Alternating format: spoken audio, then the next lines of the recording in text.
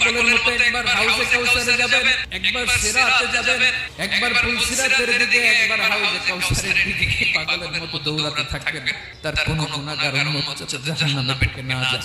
কিয়ামতের ময়দানে বিভীষিকাময় সময়ে মুসিবতের কালে মানুষগুলো পাগল হয়ে বিশ্বনবীকে খুঁজতে আরম্ভ করবে।